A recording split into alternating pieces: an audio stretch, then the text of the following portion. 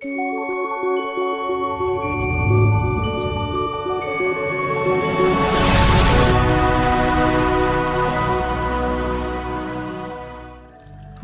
duit, yes, ini merupakan afirmasi yang bagus teman-teman ya. Nah, bayangkan itu terjadi hujan duit. Kalau misalkan kita ada hujan, nih sekarang kan musim hujan tuh. Bayangkan gemerciknya air hujan itu seperti uang kertas yang berjatuhan yang jatuh ke bumi teman-teman ya. Bayangkan bahwa sinar matahari akan datang, sinar kebahagiaan, sinar rezeki, sinar kemakmuran dan kelimpahan tentunya. Nah, jadi kita harus berafirmasi yang positif, selalu positif. Kita afirmasi sebagai pemenang, kita afirmasi sebagai orang yang selalu dihargai, kita berafirmasi sebagai orang yang memang selalu diperhitungkan dan dihormati sama orang-orang di sekitar kita. Nah, jadi afirmasi ini, visualisasi ini memang harus selalu dibarengi dengan sikap yang koheren. Koheren dalam artinya ada kesesuaian antara pikiran, hati, perbuatan, dan sikap. Nah, kalau kita selalu bahagia, kita gembira, hasilnya pun nanti akan positif. Tapi kalau kita selalu murung, kita tentu hasilnya akan negatif. Jadi bayangkan aja kita menang, yes, kita menang gitu kan. Meskipun kita kadang-kadang menang apa gue ya. Nah, tapi ada kisah sesuatu yang memang pernah saya alami, bahwa saya mengalami kemenangan dalam satu bidang. Nah, ini zamannya saya sekolah dulu tuh teman-teman ya. Tapi kan no profit ya, bukan artinya itu dalam kemenangan dalam hak uang, tapi kemenangan dalam hak prestasi. Dulu saya di lingkungan teman-teman yang non sekolah formal ya. Nah, tentunya kebahagiaan ini kan tidak bisa diukurkan uang semuanya teman-teman ya, termasuk dulu saya waktu sekolah ya, waktu masih menginjak waktu itu SD kalau tidak salah ya. Ternyata saya ini sering berafirmasi tanpa sadar. Saya sering membayangkan, wah saya ini jadi putri panggung teman-teman ya.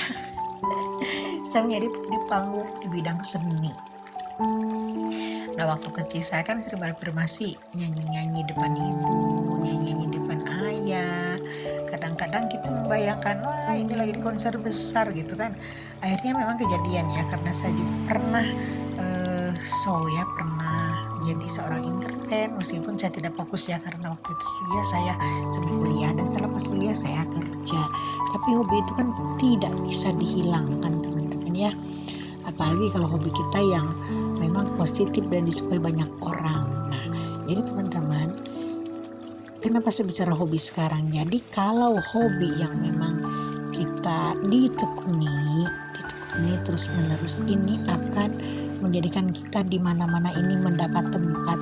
Contohnya saya dulu setelah selesai kuliah, saya jujur tidak pernah melamar kerja, dengan artian tidak pernah melamar kerja yang formal ya.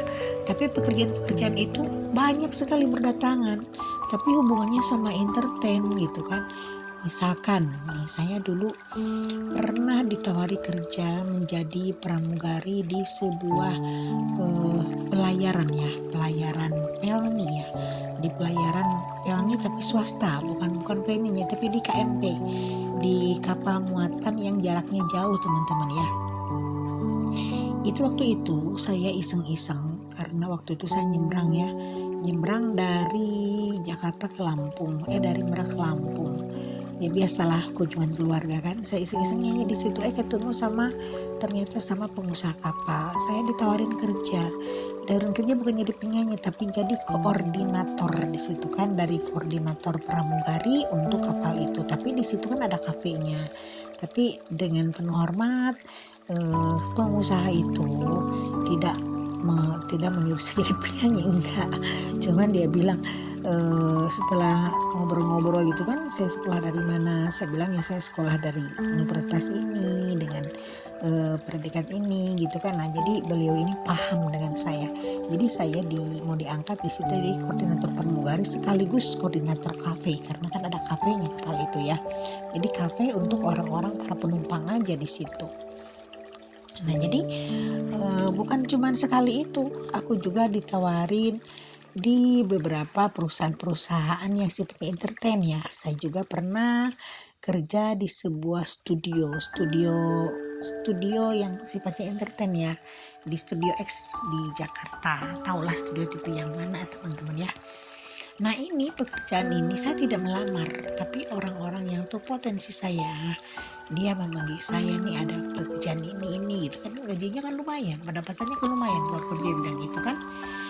Nah jadi teman-teman, untuk masalah hobi yang positif, teman-teman itu jangan sampai kita ini mengabaikan, karena itu hobi yang positif itu merupakan nilai plus dari Yang Maha Kuasa untuk kita, sehingga kita nanti suatu saat kita akan mengalami hujan duit tanpa kita sangka-sangka. Kita akan mendapatkan jabatan, akan mendapatkan pekerjaan, akan mendapatkan kehormatan yang memang itu uangnya pun akan menjanjikan dan potensinya sangat bagus. Nah jadi saran saya terhadap teman-teman yang punya potensi dan punya hobi apapun itu, mungkin di bidang tarik suara, di bidang menari, di bidang melukis, di bidang olahraga, di bidang apapun itu, terus teman-teman pupuk dan kembangkan, karena ternyata hobi itu juga bisa mendukung kita untuk berpenghasilan lebih baik tanpa kita kasak kusuk cari kerjaan kemana-mana. Apalagi kita sampai misalkan kita sampai sogok sana sogok sini, enggak teman-teman ya. Jadi nanti peluang bisnis pun, peluang usaha, peluang kerja itu akan didapatkan setelah kita memang orang akan tahu potensi kita dan hobi kita itu apa, dan hobi itu ternyata akan mempermudah kita di masa yang akan datang di bidang pekerjaan, bidang karir, dan di bidang pendapatan tentunya. Tapi jangan salah juga kalau misalkan teman-teman, aku kan punya hobinya aneh misalkan, karena kita tumbuhnya di lingkungan, mohon maaf nih, di lingkungan penjudi misalkan, saya kan punya hobi judi, atau misalkan saya punya hobi membuli orang. Itu bukan hobi teman-teman ya, tapi itu hal-hal yang buruk yang harus kita hindari. Yang namanya hobi itu berhubungan sama bakat kita, dan bakat itu memang akan tumbuh awalnya itu dari personality kita. Biasanya ada bakat dari keturunan, dari faktor genetik, tapi ada juga orang-orang yang berbakat karena dari lingkungan yang memang kita akan tumbuh dari kecil, dari umur 1 tahun, 0 tahun sampai 7 tahun kita tumbuh di lingkungan, misalkan lingkungan dunia entertain. Nah kita dengan sendirinya nanti akan suka dengan entertain. Nah ini contohnya udah banyak sekali ya.